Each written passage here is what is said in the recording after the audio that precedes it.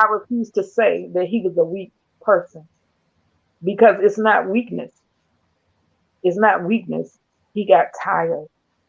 And I had to come to the conclusion where, I questioned everything. I blamed myself. I went through the whole process that my baby got tired and he made a momentary decision that he couldn't take back. So um like I said, when he worked hard. He was looking for a job. He was going through the whole process, and the thought of losing his daughter was too much, and I can say that as a mother, it's like missing a rib. It's like Mm, mm, mm. the heart, you're missing one of those beats, you know. But I build on now all the joy he brought to my life, Okay. all the, all the times, we laughed together, all the times he made sure that I was good because I was going through some health issues. And I said, I'm just leaving DC. He said, no, mom, we can't do that. I need you here. I need to know what's going on with you. So he poured his heart out in so many different ways. And when he loved hard. So people can't take away from somebody who chose to take their life. You can't take away from them because they brought so much to this world. And as on my interview yesterday, we have a beginning and we have an end. That's right. That's right. And as a parent, I always thought about them living without me, but I never imagined living without one of my children. So it's a ongoing process, and I know that I will heal in time, but I'll never forget. I'll never forget. Oh no, no, no, no. And we don't expect you to. And what people gotta understand that in time changes things, but you're gonna always be on that road to recovery. Yeah. The healing road. Time gives us time to deal with it and feel, a certain way. But no, you would never forget because that's you. It's a part of your life. It's like once this happened, it's a part of your life, it's a part of your life, but you're able to take something that's so hurtful and painful and turn it around and make it beneficial, or or to get something out of it. You know what I'm saying? Get the positive and the blessing out of things. I had a cousin. I got a couple of cousins. Mental illness runs in our family. A lot of people don't want to talk about it. A lot of people, it's a hush hush thing.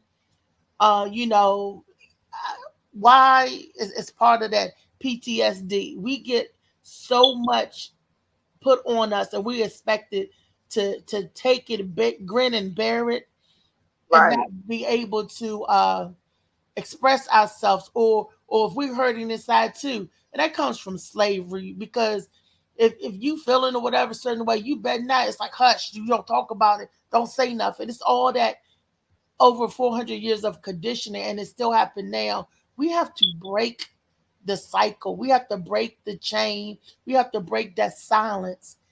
If Yes. you are a man or a woman or even a child, we want them to express themselves. When I was growing up, and you feel a certain way, or you tell your parents, oh, I feel this way or that way, you know what they used to say? Go outside and play.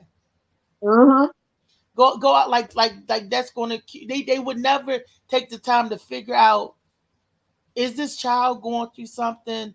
Because when you're a child and you're going through stuff, you become if you don't get it fixed, you become Yeah. an adult going through the same issues and things, if you don't stop it off at the path. you, Right. you know and a lot of people don't understand. I'm speaking from my own, personal background. I'm not going to get into my story because we're here today to talk about you and your story. And the reason why you're telling your story, you want everybody to know your story, is because why, Bernice? I want them to know my story because it's a thing of surviving. and not just surviving, but learning to thrive and heal through it. Because honestly, I'm sick of bandages. I don't want any more band-aids. I want healing, totally and complete healing. And, I was in the process of where when I was grieving, Mm. um, I wanted to take my life. And Mm. I've dealt with depression on and off in my life because of my past, but what I've learned is just to take it one moment at a time. People always say one day at a time, but we don't know what's going to happen from one moment to the next, That's right. because that particular morning when I got the call, I had just got finished praying for my children. Mm. And to get that call, the devil will be in your ear. Oh, see, he didn't protect your son. But I just began to pray again. I said, God, you know all. And I may not understand, but there's a purpose in it all. You knew exactly what my son was going through. He said he know our thoughts are far off. So therefore you already knew. And my son actually had a couple of dreams that he was going to die before he was 30. And when he told me as a mother, I'm just like, sometimes, baby, it's a warning, and I just prayed. I said, God, I don't know if I can handle losing my child, but he gives you no more than you can bear, so I just want people to know that there is a tomorrow, that there is hope, and we may not understand, but we have to take what we have, what we learned, our wounds, and help to heal others with it. I want other people to know we can't keep applying the stigma to mental health. My son was stubborn. I tried to get him into mental health. He was like, Mom, them people don't care. That was his thing. And honestly, it's true in a lot of cases. A lot of these people take these jobs, but they don't have the heart for it. See, you have to have the heart to be in something like this. If you're just in it for a paycheck, you're not going to make a difference. I've been in the, like I said, I've been in the system trying to get therapy, trying to get help. I asked the last company I was with, I said, well, do you offer uh, grief counseling? Do you have a group for grieving parents? Because it's widespread, especially in Ward 8. It's widespread. This thing is like a disease. It I is a mean, I disease. It mean, is. it is a disease, but it's just today it's so prevalent and it's hitting us hard. Whether they're dying from suicide, gun violence, and all of that comes back to mental health. What's going on? What's going on in our community that our children are suffering so immensely? I don't understand. But we have to start reaching out, holding these people accountable.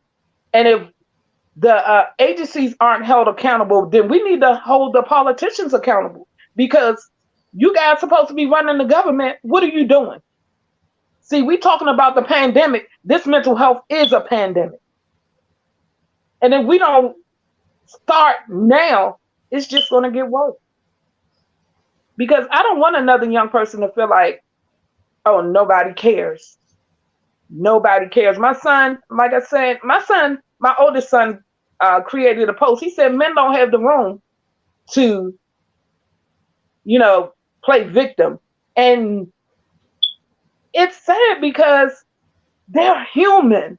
I don't want my son to feel like that. I don't want anybody's son to feel like that. People care.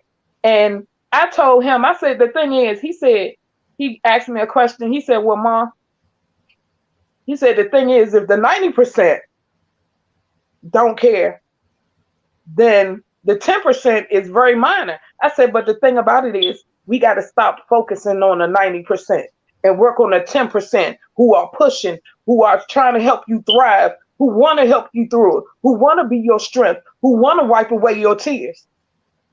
We have to start focusing.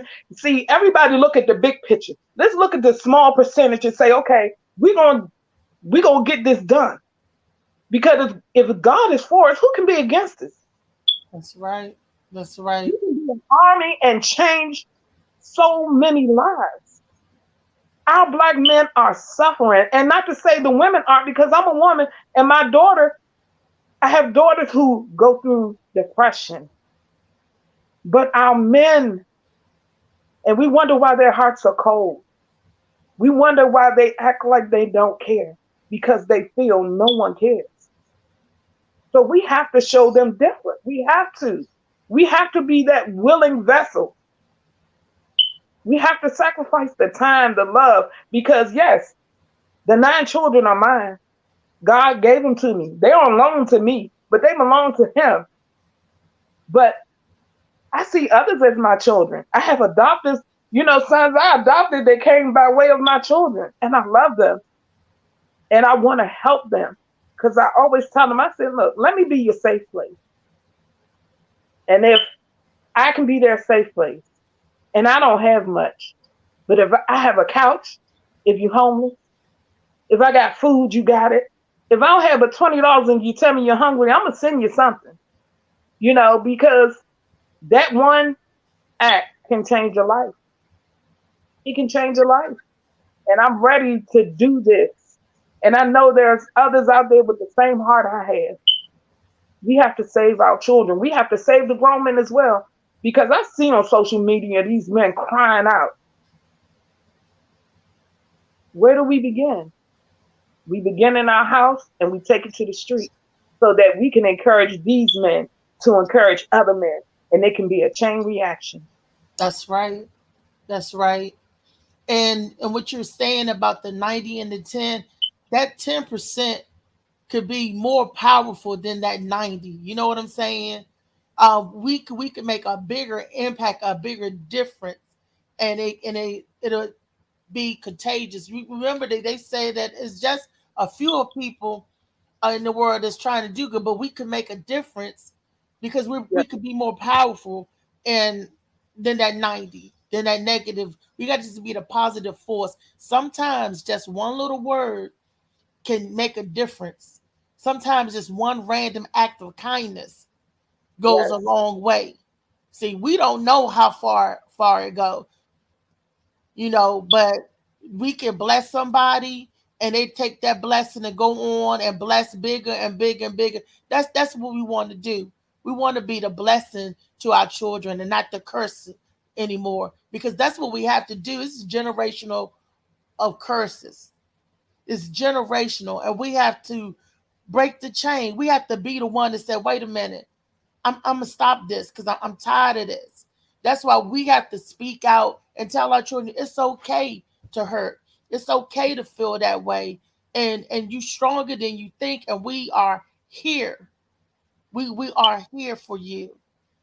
Um, Right. and it start with the mothers, the way we nurture our sons and men, and then the fathers. A lot of the fathers aren't around, aren't in the home. I'm a Yeah. single parent. I have a son and I raised a son, and I cannot teach my male son to be a man, quote unquote, but I can teach him to be a good person. He still needs that male influence. So I want all the men in our community that hear us, we're crying out because we need you, men. We need men to be men. Men think that we don't need them anymore because that was a design. Again, I always go back to when we was in bondage. That was the thing, how they try to break up the family. You were right when you said we got to snatch our children back from the cradle, because the devil is snatching them up as soon as they born. We have to snatch them back and hold them, and then we have to let our men know as women that we love you, men. We support you, men, so they could go out there and be men like they're supposed to. This Right. world, I tell my son, it'll take everything from you, and it won't owe you. It don't owe you nothing, but it'll take no less than everything from you. And I Right. tried to give him positive affirmations. Get on out there, be a man. I don't tear him down. You see, I hear a lot of women male bashing. I can't Yeah. do that because I love the men in my life. I love even though my father didn't come to me till later, I had a granddaddy. And he showed me what it meant to be a man. He didn't have no more than a sixth grade education. He had the world on his shoulder because not only did he had to take care of his family of five, then here come the grandchildren. He had to take care of them too. Right. And Right. and sometimes he would just sit and I was like, Granddaddy, what's wrong? He had this look on his face. And he would shake his head. It felt like he had to keep everything inside. Yes. Everything you don't have to, let it out. Let it see, and that's what our men think that they have to be, men have to keep it in. You don't have to keep it in. That's what Right. you got. Tell somebody. Tell Hmm. somebody, talk to God. And Yeah. speaking of God, how did the church help you? We talked before, and you were saying how you didn't find any solace or any uh, security in the church. Tell the people about that. Well, I was going to church, but it's something when um you're going through and and I waited for somebody to reach out, you Mhm. know, to pop up just to say, sister, we're here for you. And I never got that. And the problem is a lot of pastors will say, well, we not babysitters, but you're supposed to be our shepherd. God said he left the 99 to go find the one. That's right. So, and if I had been able to follow through when when I was about to attempt suicide, then a lot of people would have been saying, well, what happened? And blah, blah, what happened? I was alone. But then, when I think about it, I say, God, again, sometimes he puts you in this space where you can only depend on him because he don't want anybody getting his glory. So right now, only person I can give glory to is him That's because he's bringing me through this. He helped me to see and to understand, what took place, you know. And I said, I questioned God, why did you take my son? Why? I don't understand. And it was just as clear to me. Look, he was your son naturally, but he belongs to me. And God gave me solace in saying, he's with me. I got him. Just like when he was on earth, I had him. So I really didn't I can't say I found it in the church. I found it through prayer and reconnecting with God because it was many days I couldn't pray. So I just began to say, Jesus. It was all I could say because I was broken. I was broken. And I'm grateful for the process God took me through because it's refining me. And sometimes he removes people in your life so that you can move forward. Because sometimes we find ourselves dependent on people. And we can't do that. I didn't find the solace in the church. I found it in God himself. That's how I know he's real. Because I wouldn't be here. I would not be here speaking to you today, telling my son's story, telling about his beautiful life and the heart of him and how he was my cheerleader and he was his brother's cheerleader. I wouldn't be able to share that with people. My sons weren't in the street. And the first thing people say is, oh, he died by gun violence. mm, Somebody killed your son. People have to stop assuming that every black man is out there in the streets. Because it's not the case. It's not. There's so much more going on in the world, and my son was going through so many things, but he's at peace now. He has no worries. God can take care of him way better than I ever could. amen to that. Amen to that. I tell you. Mm, mm, mm. Um. Wow. I'm just so, caught up. So, your movement, you're moving forward. What are you doing now to help other people that may be in this situation or help us survive the loss of our loved ones? Because that's what we're doing. We're coming together so we could survive this. Um, so But I'm sorry. Well, right now I've started taking classes because I want to be more informed about things. I just completed mental health first aid. Now I'm taking direct support specialist classes. But I help whoever I can. I talk to many people. I do videos, and like I said, what I'm doing is not for likes. I just want somebody to be encouraged and to know, see, not many people will push that like button, but they're watching. So Mm. as long as I get someone's ear, you know, I'm okay with that. You never have to know my name, but know that I'm going to encourage you because somebody encouraged me. I'm going to speak out. I've been, before it took place with my son, I was just coming out of my shell because I didn't have the confidence to say, I'm going to tell people. So now I'm on this journey.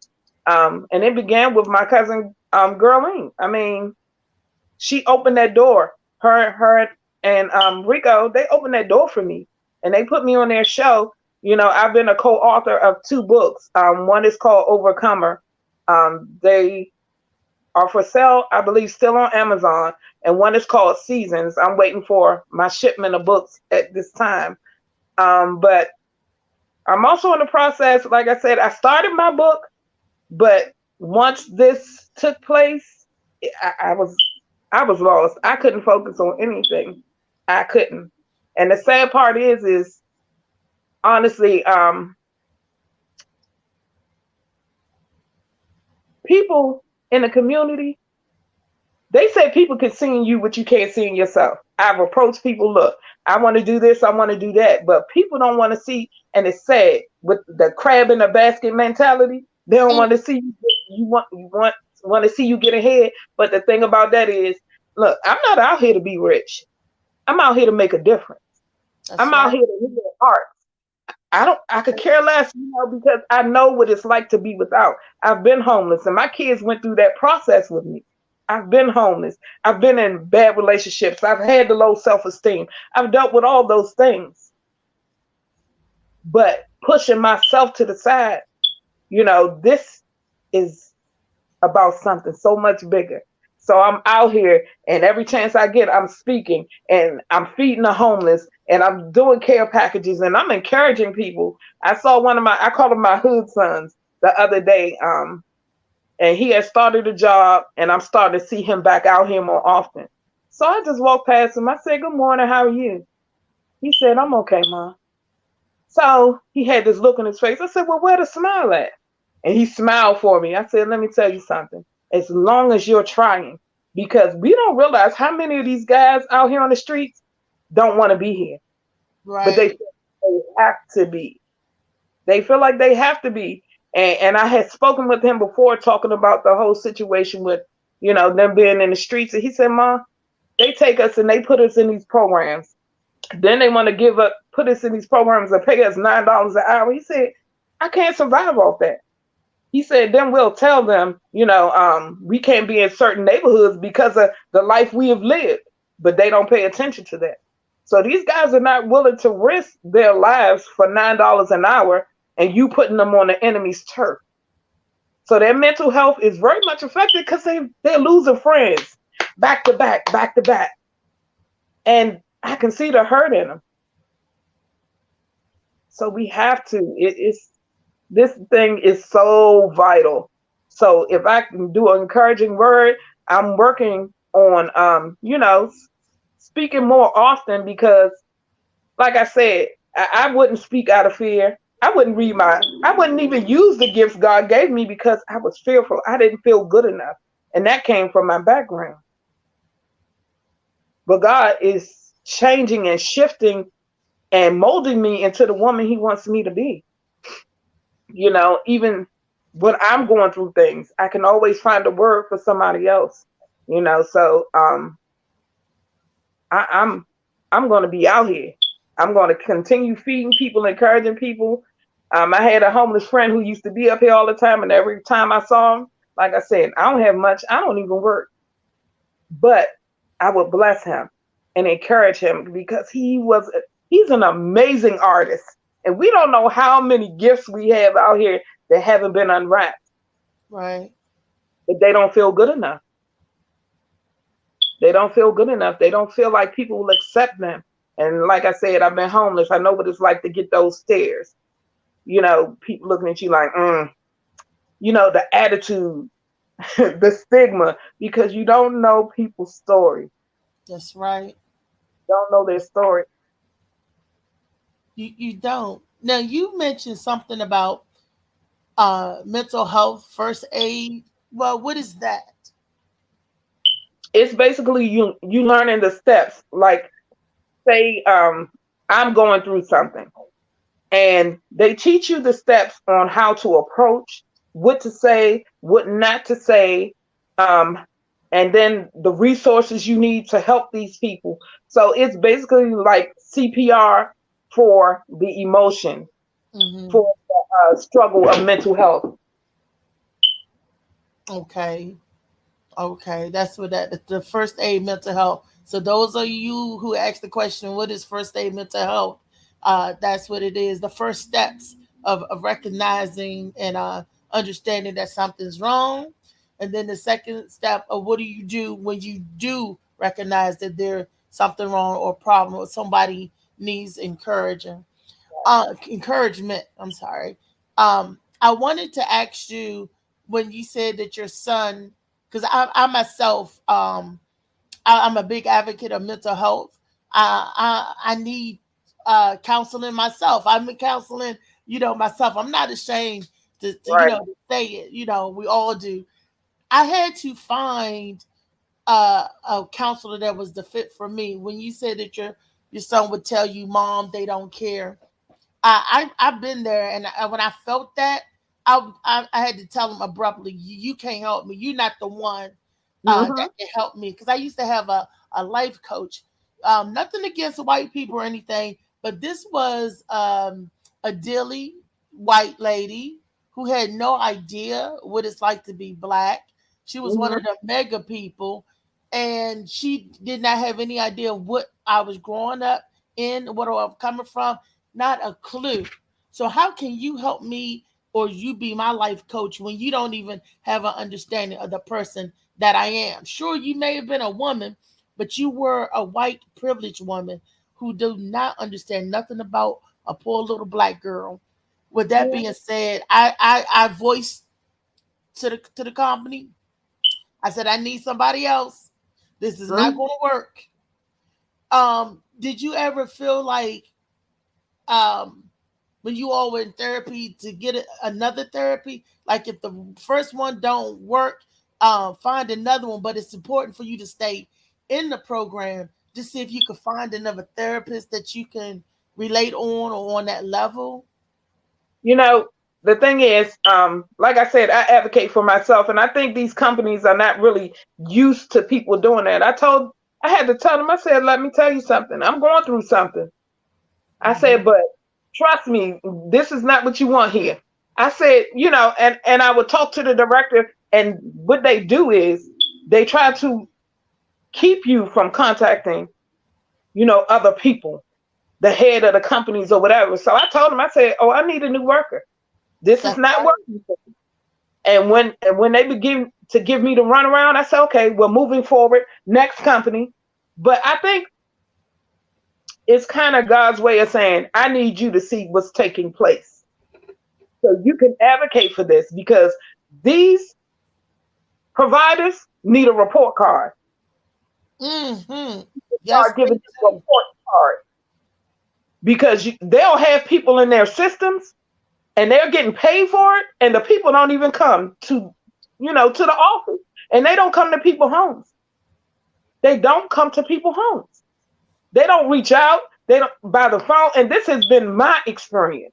So, like I said, I think God has taken me through this process so that I will know the ins and outs, because He's teaching me. Do I have a degree? No. But I have the tools that God gave me, and He's given me the increase where I'm learning, this is what needs to be done. This is what needs to be spoke out on. Because there's no way that they should be getting paid for a service they're not providing. So I continue to to search for that person, because what happened was we actually ran into a lady. It was a new therapist at the place, and she was amazing. She was, Mm-hmm. and the thing about it is, she knew my son because she used to be a therapist in his school.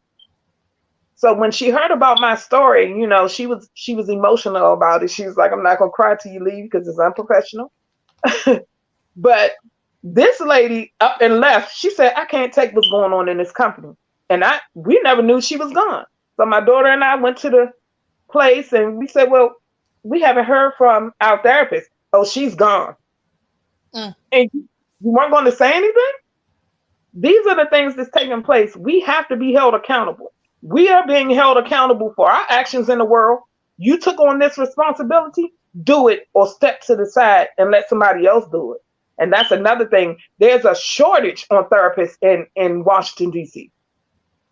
A shortage on good therapists. You right Yes, about that. There's a lot of hokey pokey people that don't care, and they just like, oh, they in it for a paycheck. And then it was like they have a checklist of they ask these questions like robots. If I yes, wanted a robot to talk to, I would talk to a robot. right, I'm coming to you because you supposed to know better. You supposed to help me deal with what is plaguing me, not add to my problems. right. And we got to be, we got to take ownership of our mental health, physical health, all of that. These doctors work for us, and we got Yes, to let them know, look, I can't get what I want in these companies. You guys, sometimes you got to tell them. And you're right, when you get a good therapist, the therapists get burned out too. The mhm, therapists get so tired of dealing with when they working with a janky company, and they yep, know when they work with a janky company because they tend to leave and go on their own. yes, And then what I find also with getting a good therapist, insurance coverage. Now, under your health plan, this should be mental health under every insurance health plan, but that may not be the case. You may have to come out pocket a little more, which we need to advocate for that in our insurance packages that we get, because yes, mental health is part of your health, your yes, overall health. If you're not right in the mind, it don't matter what kind of shape your body in because it's following your mind. right. That's So right. and people just don't understand that. It start with a mental first. This used to be I hope I'm quoting it right. As a man thinketh he is. Have Yes, you heard that saying? Am I saying that right? yeah. As a So, man thinketh he is. yeah, you saying it right. So we got to get back to that mindset of recognizing and knowing who we are and not feeling ashamed to lean one another. And like they say, am I my brother's keeper? Yes, Yes, you are. yes, we are. God said, "Let the strong bear the infirmities of the weak." And like I said, He knows how much we can bear. But I feel like we in Ward 8, there should be. That's why I'm so bent on this center. There needs to be free services. Everybody, and I know everybody has to survive, but there are those out there. What about the homeless? What Mm. about those who don't have insurance and their mental health is not what it should be? What about them? What about those children who don't want to talk to their parents? What about them? We need a safe place so that these people can walk in and say, "Look, I need help." Not, "Oh, what kind of insurance you got?" And that's the first thing they say. And they don't feel no remorse for telling you, oh, I can't help you. They don't even refer you to someplace that can help you. It's like so many people don't care. So when you run across few like yourself, Mhm. that you're an angel. You're an angel. You may say or give them direction that they need. And you said that you're in Ward 8, your Yeah. councilman, your congressman. Who do you go? How do you start that ball rolling? Who do you go to? Who do you complain to about the situation in your community? How can you get that help? I'm going to say, well, for me, I believe in phone calls, emails. I want to leave a trail. Now, Okay. many people might not speak my name, but they know my name. Cause I'll call whoever. I'll be like, your boss got a boss who got a boss. That's I'm right. not I get to who I need to be. Now I can say that I had an issue one time and I went to Trayon and we sat down, we talked, we had a meeting and he referred me to another company who was absolutely awful as well. They were awful. They did not help my daughter. We waited and the thing is there's a wait list for therapists. 3 to 6 months. I said, my child could have killed himself by then. What am I supposed to do until then? So I send emails. Mm. Um, I send emails. I make phone calls. It doesn't matter who or where or what the situation is. I will reach out, and you're not going to silence me. That's why my email says Big Mouth Advocate because I'm gonna say it, and you ain't gotta like it.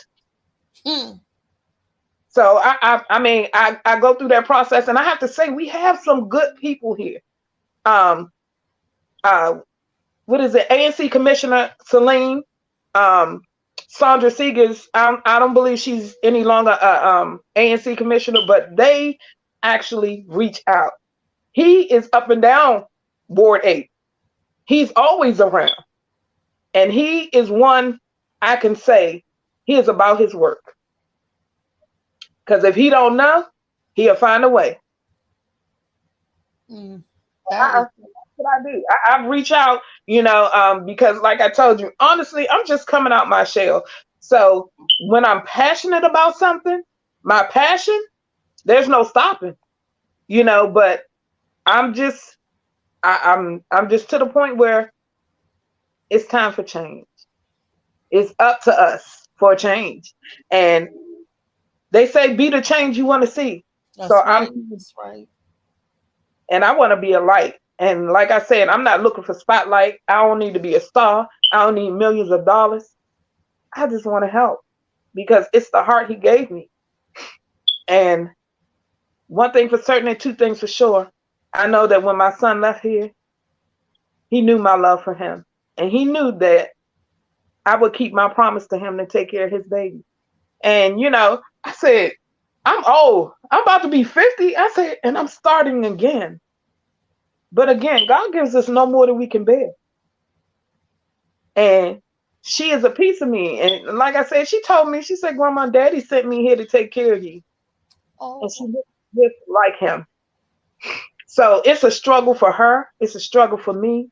But as a family, we're going to get through it. She got aunts, she got uncles, and I'm appreciative of her mother's sister because despite I guess whatever people think or because I won custody of my granddaughter, she's there. She's a part of her life and I can appreciate that. But other than that, it's like I said, it's about healing. I told God, I said, everything you put in me, I want to leave here empty. I don't want God saying I buried my talents. That's right. I want to leave here empty. Because I heard this man say his question was, he said, what's the richest place in the world? And people kept saying, well, this and that and that and this. He said, no, the graveyard. Because too many people leave here with potential, with books, with businesses that should have been. I'm going to leave here with no woulda, coulda, shouldas. I'm going to do what I have to do. I'm going to do things I want to do. I'm going to live life with purpose. And my purpose is mental health, to share my son's story, that it may heal or save someone else. Yes. Yes, that is so. That's right. And that's why we're doing the show. That's why we're talking. That's why we're having a conversation about it because we have to start it rolling. We have to break the generational curses somewhere. We have to start somewhere. And we're starting here now, today. Anybody out there that you know who is going through something or who is not happy, okay, on different levels of happiness, have a conversation with them. I hear at the end of Tom Mo show, they always say to them, I hear Marley say this, 50 million times. If no one have told you today that they love you, we love you. Yeah. And we need to also not just talk it, but be about it. Give that love some action. Because what works, words are just empty until we put action behind it. That's Anybody can say anything, but we right. gotta really, when we say that we love you and we say we there for you, you can come and talk to me. We gotta mean that. So if you really don't mean it, don't put it out there, people. Like some people, and that's the turn off to some people too. Some people going through stuff. Oh, come talk to me. And when you go, like the pastors in the church, when is the pastor too busy to talk to his parishioner? When is the pastor too big that he can't talk to his congregation? And then they want to later on, they want that tithes though. He makes sure he's available for that tithe. Yeah. You know, That's a and big, and I know that feeling oh too well about not having nobody to talk to. Sometimes you feel like it's only you. What I used to do as therapy, I used to write, still do. Write a letter to yourself or a letter to God or whoever you want to talk to. But we need to express ourselves, get what's hurting us out. Get, yes. get This was causing us that pain and that grief, that mental sorrow and anguish. We need to get it out. And Yes. men, please don't be ashamed. I mean, to talk to your fellow man, talk to your the women in your life, talk to your parents. There's always outlet. That's not a sign of weakness. What is a sign of weakness is when you keep it in, because that's the easier thing to do. Do Yeah. do what's hard. That's going outside that comfort zone. That's opening up. That's the strong thing. That's the hard thing to do, and we got to start doing that. Yeah. And You know, churches to implement mental health. We have to put that in churches.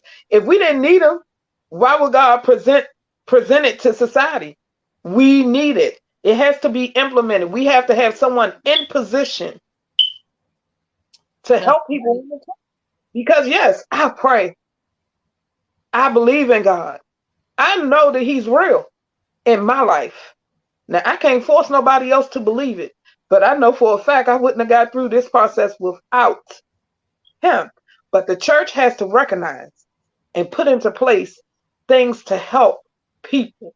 Because sometimes you want to quote the Bible, and honestly, because I'm willing to be open about it and transparent. We don't want to hear that scripture. We want to hear that we love you. Give me ways to get through this, and we got your back.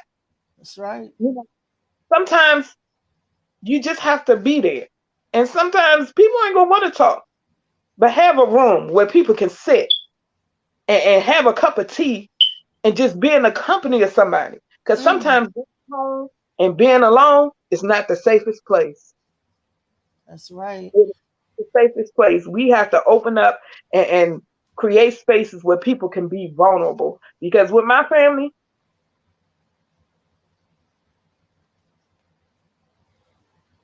Hello, Bernice. huh, Can you hear me? You said because with my family, you blocked out there. I didn't hear you. we used to play a game. I would say everybody write something on that piece of paper, and we're gonna have to guess who it is. And Okay. then once we guess who it is, you're gonna tell us what we need to do to help you with it. So we write down our insecurities and stuff, and we Mhm. talk about what do you need us to do to help you with it. So little things like that help people just to know you care. And then we got to put it in there because I'm a parent. I tell my kids, look, I'm not too big to say I'm sorry That's right. because I'm your parent, but I'm wrong sometimes, And if I hadn't, I'm gonna tell you so much wisdom in my children, especially my grown boys. It's so much wisdom when they can give me a word. Mm, It's amazing. And that lets me know you were saying, I can't raise my son to be a man. No, I can't. But I raised some, and excuse my expression, I raised some hell of a men. I'm going to tell you that. because I can appreciate what they give to me and how they have become fathers, and they're such good fathers, and they're present, and it's amazing, but yet and still they're hurting, because one of my sons, he lost his brother, then he lost his best friend. He called a brother, then he lost another friend. Two of his friends died in a car accident, and they burned up a few months after my son died. So they're going through things and they're hurting. And we as women, stop beating your man up because he cried. He not soft. He not a skirt.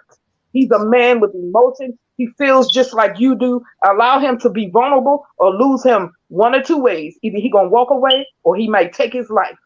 You better woman up. We be talking about the men. You better woman up and be that queen. Because That's when right. he down, you gotta be up. That's right. That's just the way it has to be. We have to be that support system, back and forth. You know. And tell us the name of your book again. I hear one of our viewers wanted to know the name of the book that you co-author, and tell us the name of the book that you're currently working on for yourself. Um, the book I co-author, one of them is called Overcomer. That was the first one I did, and the second one is called Seasons. They should be available on Amazon. They were uh, presented by a company called Hers. The lady's name is Wena Crumbly. And I happen to meet her online. So she's a entrepreneur. She's a coach. She does a lot, and she took a chance on me and invited me to be in these books. And the book I'm writing now is called Overcoming Her Storm. Okay. So yeah, I'm working on that, and I was looking for support, and I'm like, okay, well, how do I do this, and how do I format it? But God will provide what I need. Somebody who will help me. Because I said, I tell people, look, I don't have no money, and I'm not looking for a handout. I'm looking for a hand up. But That's I'm right. going to write this book, and God will send what I need to get it, perfected in the way He wants it to be perfected, so that it can get out there and it can help somebody, it can encourage somebody, and that's, like I said, that's just my purpose. We're a lot alike when it comes to that. That's how it was with me. I'm an author as well too, and I've written a book that's already out, Shades of Blue by AM Morning. I always have to say this, by AM Morning. And also I'm still writing some more books that's going to follow this. But and in the book it tells the story about breaking the silence and talking about what the characters and everything going through. It's a fictional book, but it's based on real life situations and real life occurrences, but it's Right. fictional at the same time. It's what is it, a fictional drama, a book, and it talks about suicide in the book. It talks about what we go through life, and it's so people can reflect off those pages and see themselves. Or they see themselves, that maybe they can hopefully get some help, talk to somebody about it, be like, you know what, if this character or if this person could do that, um that so can I. All we got to do is make a move. We got to be like that Nike sign and just do it. Yeah. And we can't be afraid to move. If you scared, go scared, but seek the help that you need so you can Yeah. have a healthy lifestyle. And don't be afraid to open up and talk to somebody. You Right. can't be afraid. You know how they say closed mouth won't get fed? Yeah. Well, you got to let people know that there's a problem, or there's a need to be met, so people can try to help you with the problem or try to meet that need. We got to talk out about it. We got to do it. What you're doing right now is very applaudable. You know, I Mhm. applaud your effort. I applaud your journey. I applaud everything that you're doing. Uh, I just love it. And Yeah. it's so beautiful because God is bringing you out of your shell right on time. You said you was in the shell. Now they Yes. tell you, get out that shell and go and work for me, and let me see the fruits of your labor now. So you're talking to people and you're getting out of your shell to save other people. Ain't that Right. something? Yes. And one thing I want to say, if you're not ready to go to an agency, find somebody to talk to.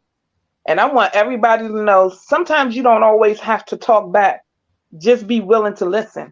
And this is my beautiful son. I don't know if y'all can see it. I don't know how to do this, but that was my beautiful son. He was 28 years old and he took his life December 4th, 2021. But that was my beautiful baby, and that was his last photo shoot. My son Darius did for him. Um, and I'm grateful for that photo shoot because now I get to see that beautiful smile all the time. Wow, I tell you. Well, guys, this has been Miss Bernice Smith.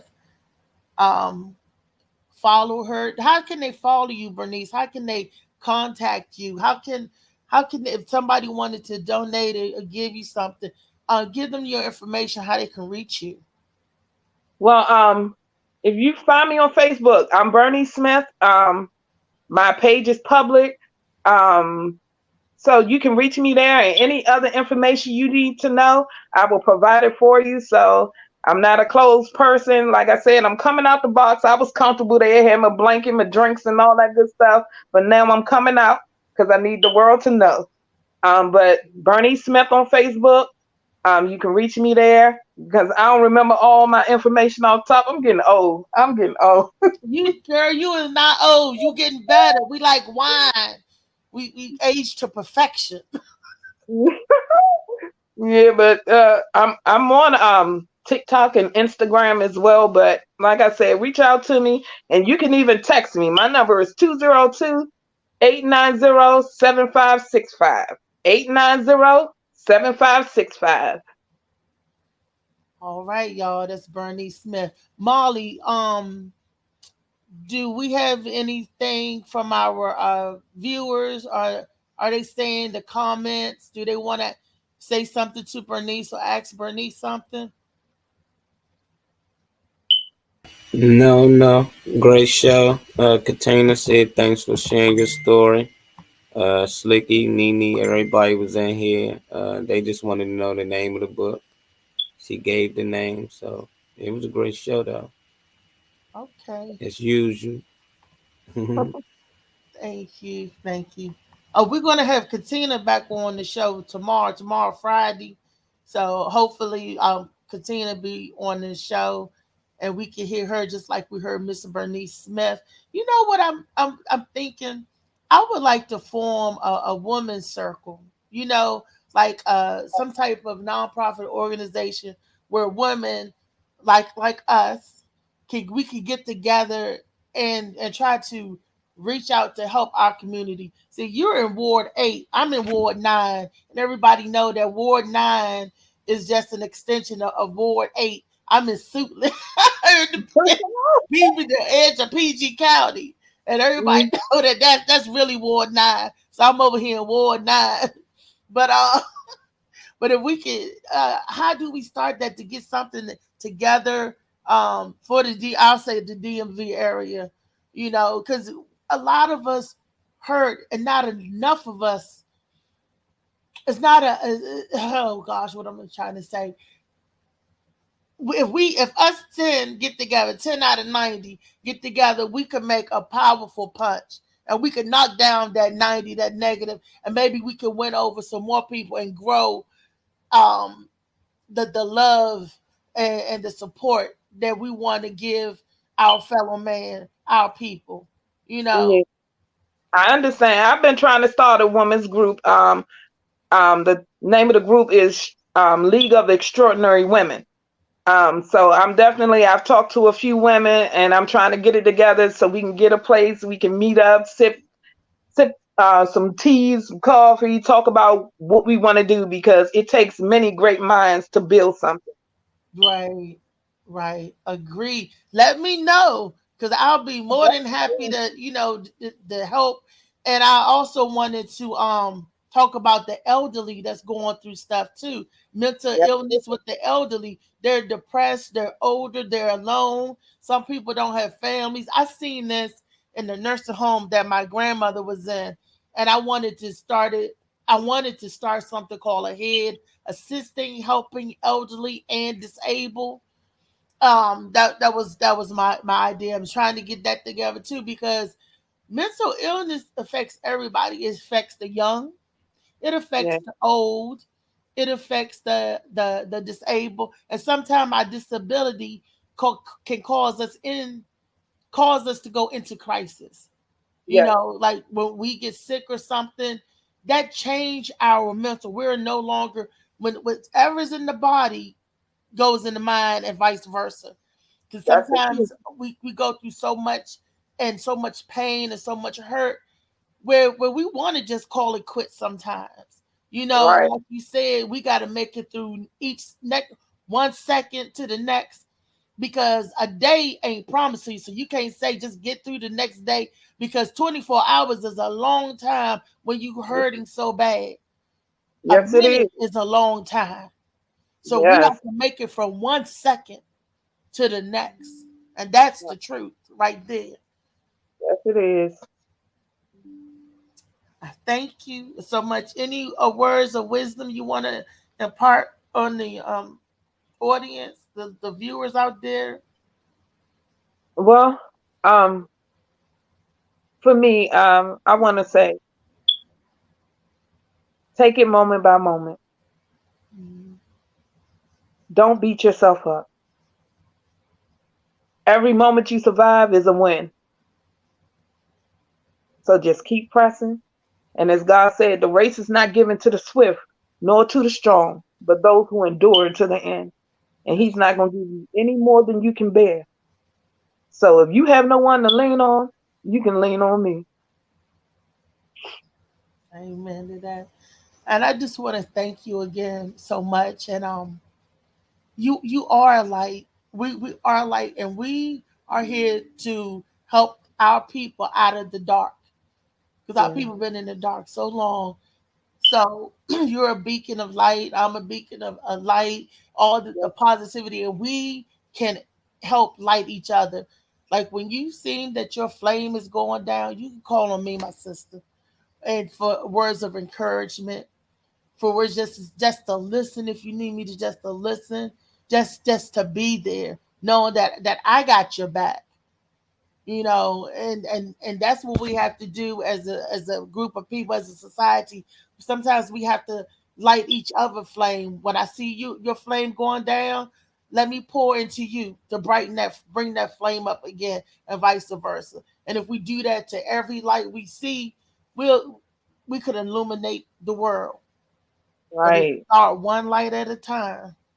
One light at a time. And remember, silence is the loudest scream. Mm, mm, mm. Just remember that.